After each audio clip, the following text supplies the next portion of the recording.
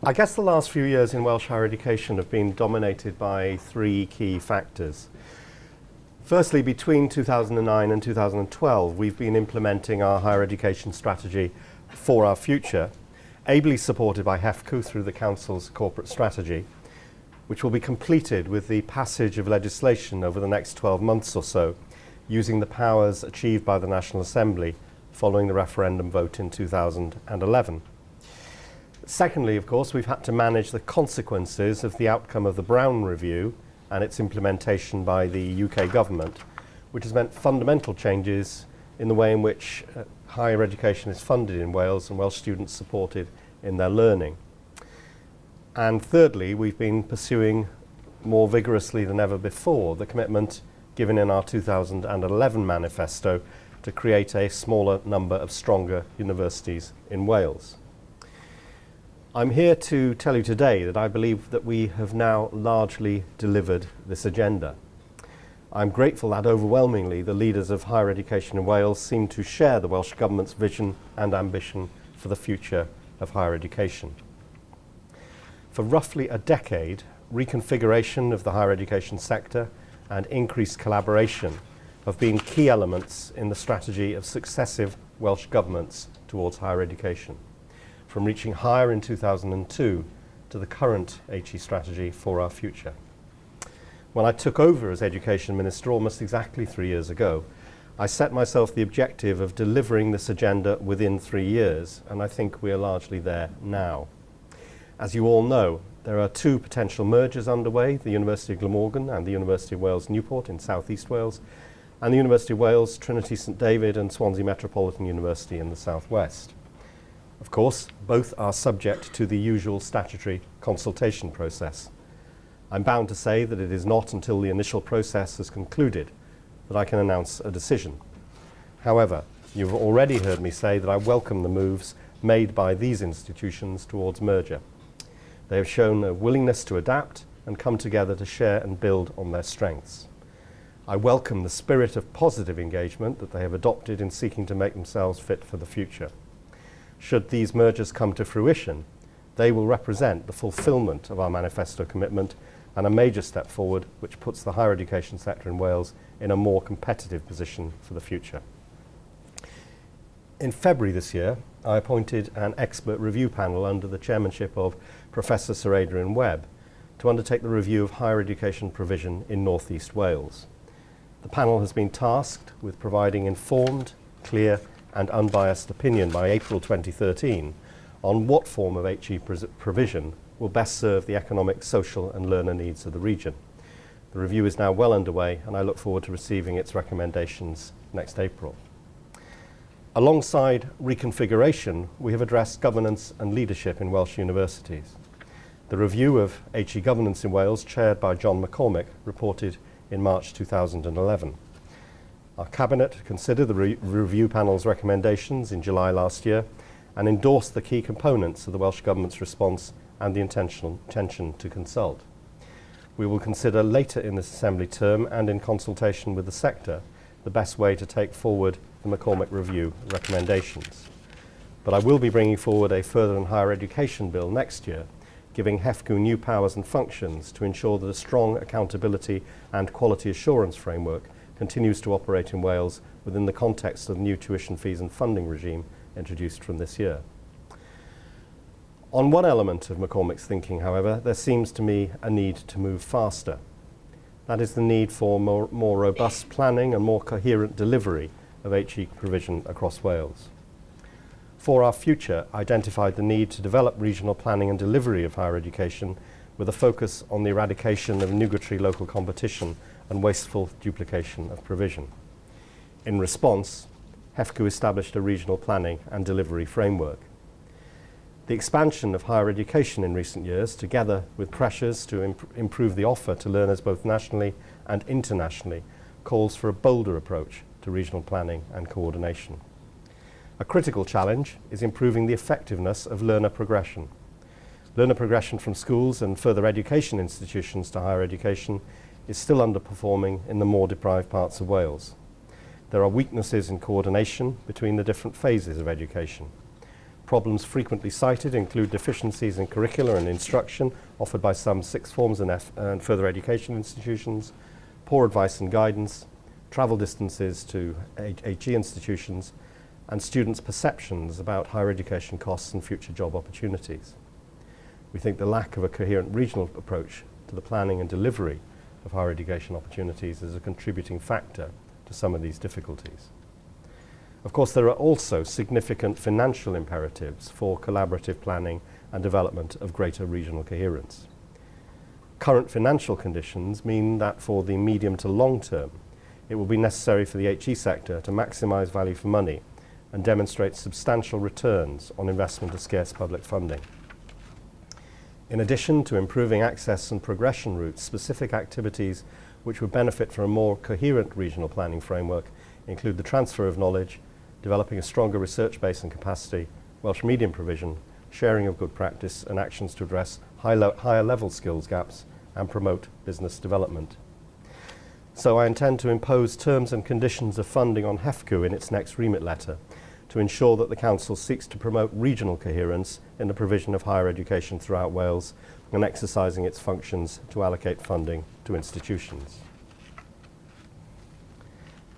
As we might have predicted, the tuition fee policies introduced by the coalition government in Westminster have had a significant effect on recruitment throughout the UK.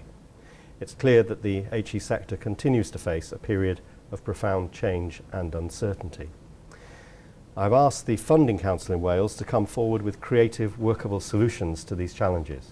It's imperative that we work together to ensure that we continue to deliver on the wider agenda for higher education, including widening participation, driving up the quality of teaching and research, and strengthening the higher education sector's contribution to economic regeneration and competitiveness.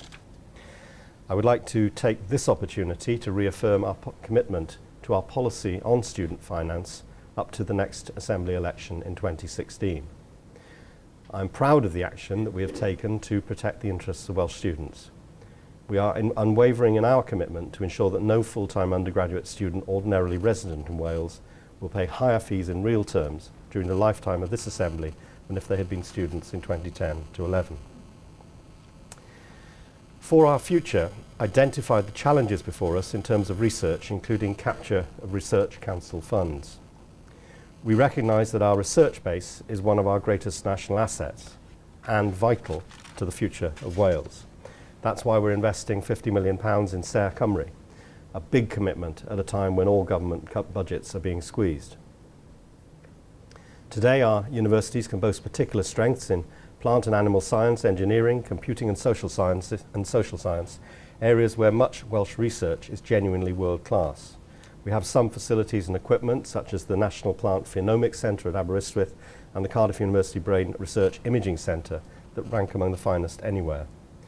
We've created some other effective research collaborations over recent years. The Low Carbon Research Institute, the Wales Institute of Social and Economic Research, Data and Methods are some of them. But we're never afraid of learning from what works elsewhere, and the Scottish research pooling model has inspired the national research networks that we will be creating as part of the Ser Cymru initiative. We can only compete against the biggest and best in UK science by playing to our strengths and by ensuring our researchers and our universities work together.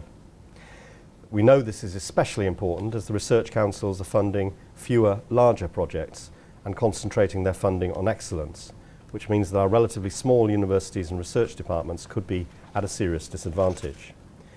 So we're providing the funding to attract scientific stars to Wales, to set up the national research networks, and to recruit high-profile directors to lead them. The deadline for expressions of interest in Ser Cymru passed in November, and successful applicants will be invited to submit full proposals in the new year. We want the Welsh research base to realise its potential and to make the most of its strengths, and we're committed, with my ministerial colleagues and our Chief Scientific Advisor, to helping it do that. But clearly there's a limit to what the Welsh Government can do to improve the quantity and quality of science undertaken here. Ultimately, the main responsibility, of course, for improving the quality of research lies with our researchers and our universities. And I know the leaders of our institutions understand the need to be more proactive by encouraging their own academics to join Research Council boards and committees.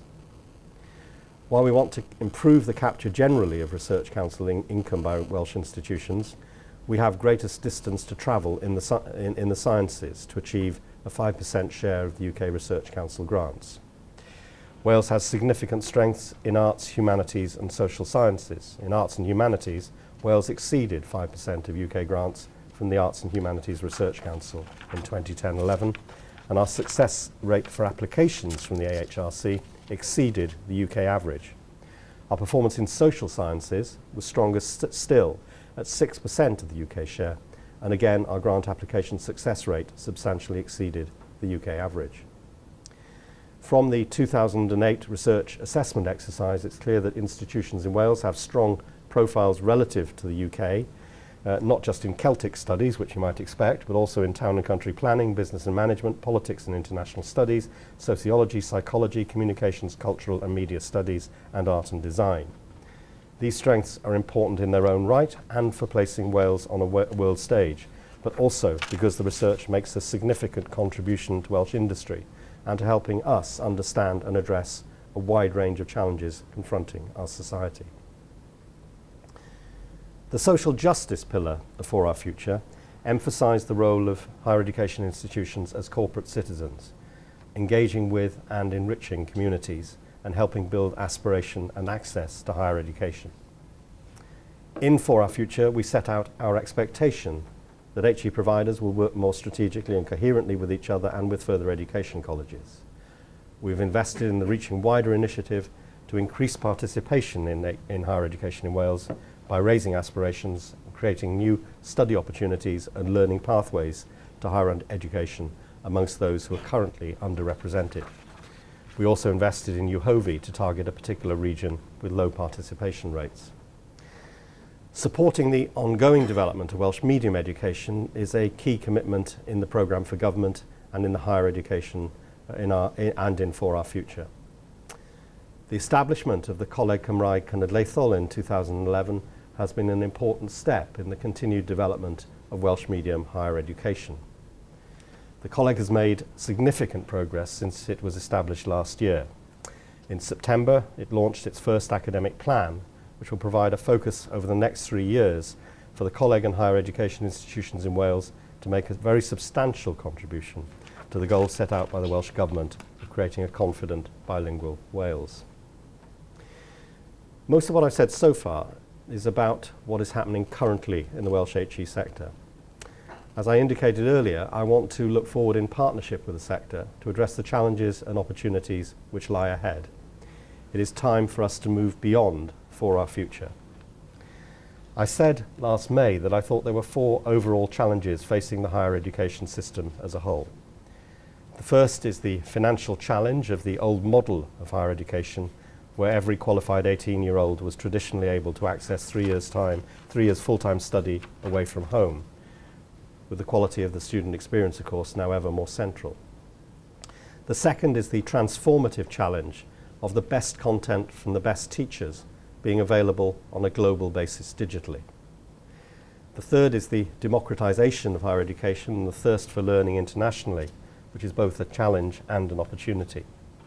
And the fourth is the challenge of public accountability for the public money which is injected into the system, which in a climate of economic scarcity will sharpen, no matter how large a proportion of HE income comes from fees, and will result in stronger national governance and a requirement for better and more strategic institutional governance.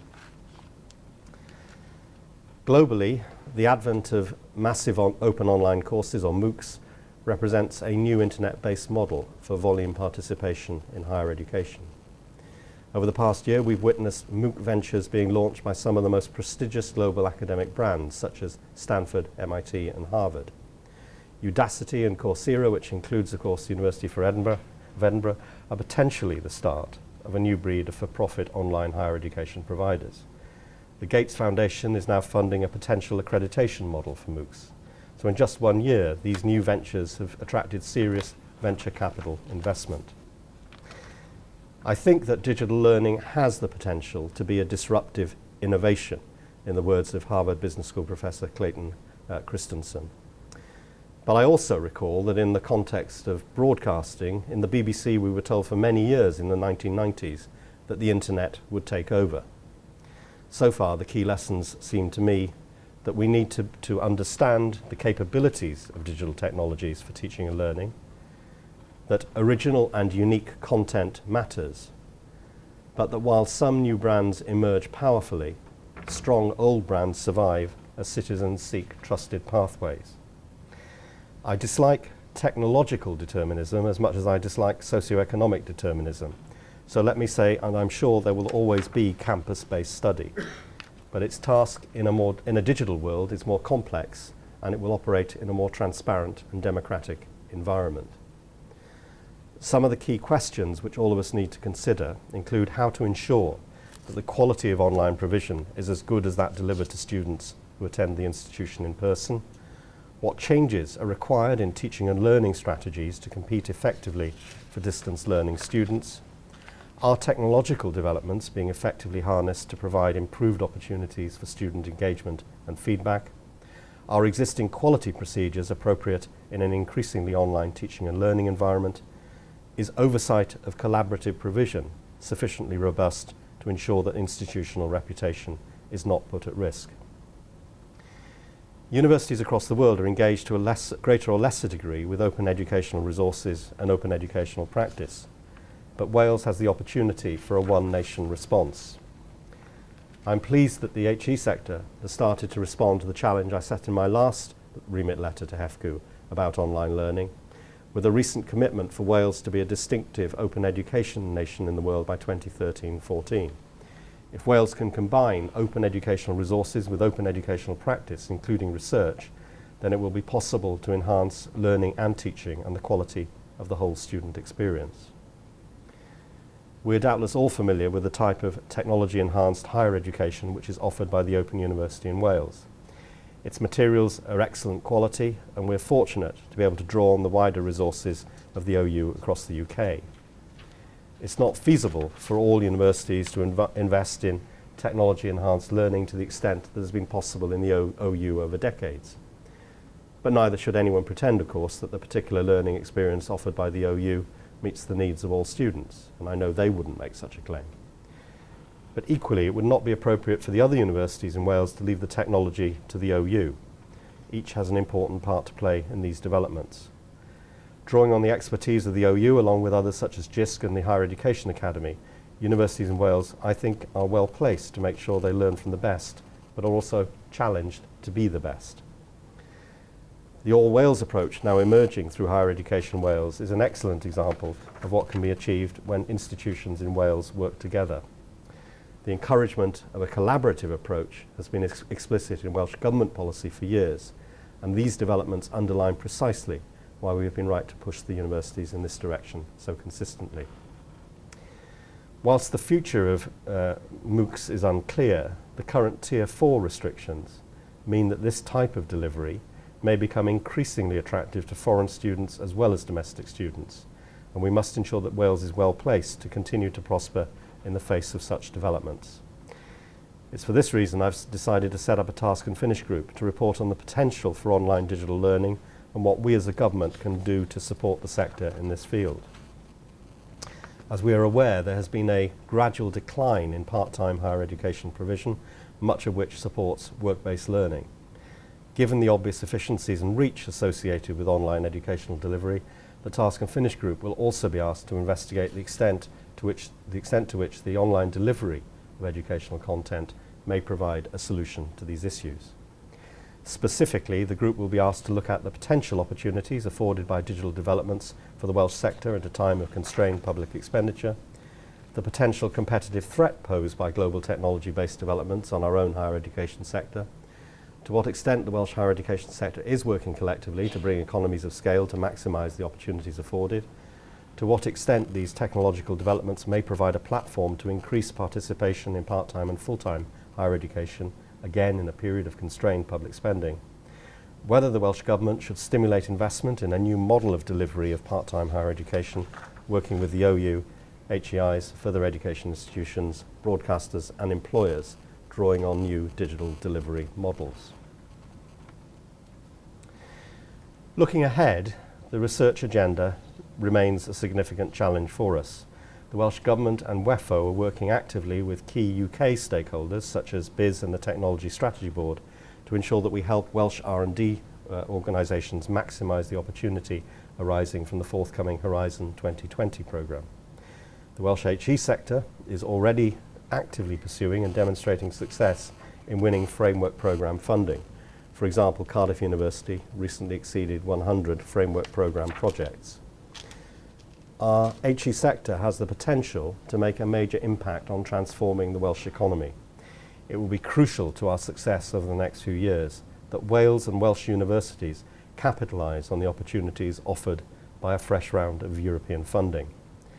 The aim should be to build on research excellence in key growth sectors to establish centres of world-class excellence, thereby attracting researchers and businesses to Wales and contributing to positive outcomes for Wales in the research excellence framework. We also need to consider just what our approach will be to promoting Welsh higher education internationally. Our higher education institutions are already attracting students from all over the world. I want us to ensure that we're aiming not just at the low-cost, high-volume end of the market, but seeking to build long-term and sustainable relationships that drive up research quality and recognition as well. Just what does brand Wales mean in the higher education field globally? Continually improving the quality of provision requires a commitment to learn from best practice, to innovate, and to adapt to changing circumstances. This includes adapting to the changing needs and expectations of students and investing in both staff development and student engagement. The recent FE and HE white paper consultation made clear that the quality of higher education delivered in Wales is at the heart of the Welsh Government's proposed reforms, and indicated our intention to place both quality assessment and quality enhancement on a statutory footing in Wales, as well as seeking to ensure greater involvement of learners in the quality process. The duty to make provision for quality assessment will remain a statutory responsibility of the Higher Education Funding Council for Wales. How that duty is discharged will continue to be a matter for the Council to determine, be it through the QAA or otherwise. We think the future is one of enormous opportunities for Welsh universities to improve teaching and research by exploiting new collaborative ventures, to leverage substantially more research monies to build capacity and excellence supported by Horizon 2020 and the possibility of significant European investment, to develop a sector renowned for its ability to attract and retain high-quality students with distinctive provision built around the needs and expectations of learners and offering the best experience and outcomes, and a sector which is at the cutting edge of technological innovation in terms of models and methods of delivery. Moving beyond For Our Future means looking to where we want Welsh higher education to be by 2020. It means starting to address the question of how we develop a sustainable funding model for HE on a long-term basis. We know, of course, that a UK government of a different political hue in 2015 could mean a different approach to the level of tuition fees in England, which could free up more resources for higher education institutions in Wales. Moving beyond For Our Future also means playing to the real strengths of individual institutions in Wales, not pretending that every institution can have the same mission, the same potential, or the same model for growth. We need a clear view of what is really world-class. There needs to be a real role for government in promoting the quality and strength of Welsh higher education internationally. I therefore intend to produce a new higher education policy statement in the new year, building on For Our Future, but moving beyond it in partnership with the sector. The focus will be outward, not inward. It will recognise that we now have a Welsh higher education sector based on a smaller number of stronger universities, able to promote themselves and Welsh higher education more vigorously in the UK and globally. It will be developmental, building on the strengths that we have, aiming for continuous improvement of teaching and learning, research and innovation, access and participation. It will have a clear vision for a higher education sector that is world-class. It will have a clear commitment from government to invest in success. I think the stakes potentially are high, and I think our ambitions should be high also. Thank you for listening.